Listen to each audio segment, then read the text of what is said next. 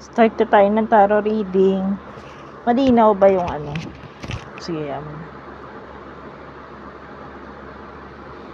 kung sino yung mga nawawalan ng hope dyan, may hope pa. Kung ano yung mga hinihiling nyo, ibibigay ng taas.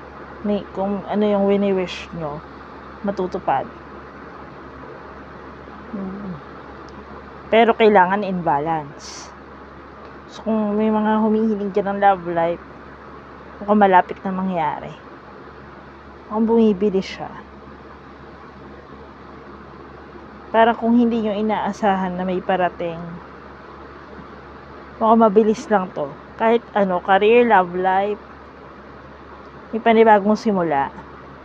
So, mas maganda parang ituloy-tuloy kasi sayang. Parang wala na pumipigil sa'yo eh. Ituloy, parang ang tagal mo na kasi naghihintay. I-grab nyo na. Kasi sayang.